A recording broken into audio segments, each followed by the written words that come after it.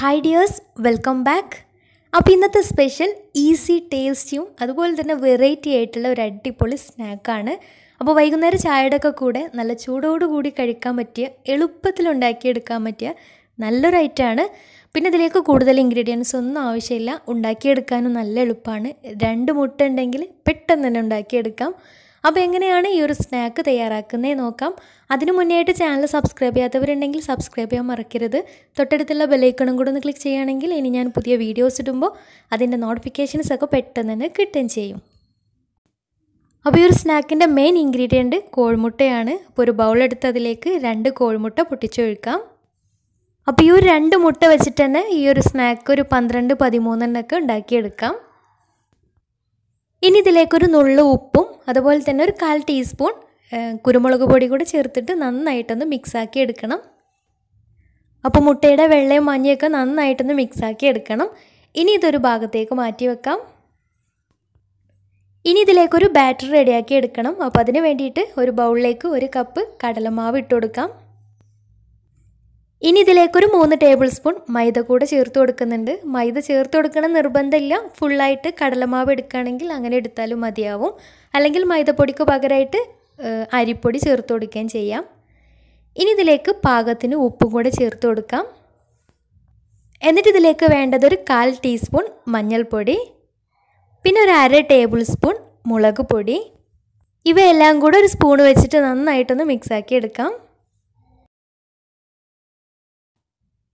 എന്നിട്ട് ഇതിലേക്ക് പാകത്തിന് വെള്ളം കുറേശ്ശെയായി ഒഴിച്ചിട്ട് ഒരു ബാറ്റർ റെഡിയാക്കി എടുക്കണം. അപ്പോൾ ഉണ്ടാക്കുന്ന ബാറ്റർ ഒരുപാട് ലൂസായി പോവുകയും ചെയ്യരുത്, എന്നാൽ നല്ല കട്ടിയായിട്ട് പോവുകയും ചെയ്യരുത്. അപ്പോൾ ആ ഒരു രീതിയിൽ ബാറ്റർ റെഡിയാക്കി എടുക്കാം. ഇനി ഇതിലേക്കൊരു 1/4 ടീസ്പൂൺ ബേക്കിംഗ് സോഡ കൂടെ ചേർത്ത് കൊടുത്തിട്ട് നന്നായിട്ടൊന്ന് മിക്സാക്കി എടുക്കാം.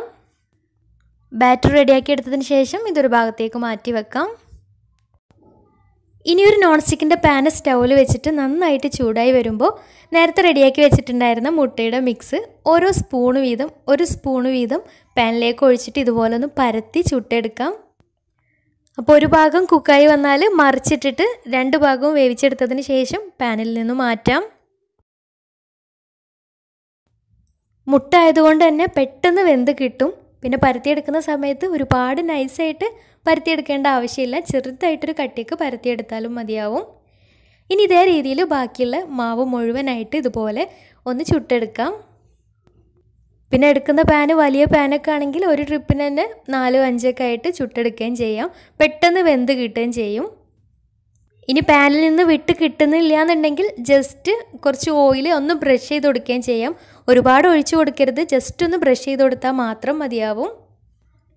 അപ്പോൾ ഇവയെല്ലാം ചുട്ടെടുത്തതിന് ശേഷം ഒരു ചീനച്ചട്ടി സ്റ്റൗവിൽ വെച്ചിട്ട് നന്നായിട്ട് ചൂടായി വരുമ്പോൾ അതിലേക്ക് ഫ്രൈ ചെയ്യാൻ ആവശ്യമായിട്ടുള്ള ഓയിൽ ഒഴിച്ചു കൊടുക്കാം. അപ്പോൾ ഈ 2 മുട്ട വെച്ചിട്ട് തന്നെ ഒരു 12-13 മുട്ട ഫ്രൈ ചെയ്തെടുത്തിട്ടുണ്ട്. അപ്പോൾ ഓയിൽ നന്നായിട്ട് ചൂടായി വന്നാൽ ഇവയിൽ നിന്ന് ഓരോന്നായിട്ട് എടുത്തിട്ട് നമ്മൾ നേരത്തെ റെഡിയാക്കി വെച്ചിട്ടുള്ള മാവിൽ ഒന്ന് മുക്കിയിട്ട് ഈ എണ്ണയിലിട്ടിട്ടൊന്ന് ഫ്രൈ ചെയ്തെടുക്കാം. അപ്പോൾ ഫ്രൈ ചെയ്തെടുക്കുന്ന സമയത്ത് ആദ്യം ഒരു ഭാഗം ആയതിനു ശേഷം മറിച്ചിട്ട് കൊടുത്തിട്ട് 2 ഭാഗവും കളറൊക്കെ മാറി വെന്ത് കിട്ടിയാൽ എണ്ണയിൽ നിന്ന് മാറ്റാം.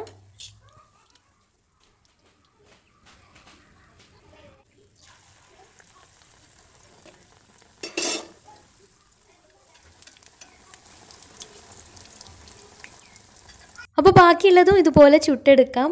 അപ്പോൾ ഈ ഒരു സ്നാക്ക് ചൂടോടുകൂടി കഴിക്കുമ്പോൾ നല്ല ടേസ്റ്റാണ്. തണുത്തിട്ട് കഴിക്കുന്നതിനേക്കാളും ചൂടോടുകൂടി തന്നെയാണ് നല്ല ടേസ്റ്റ് ഉണ്ടാവുക.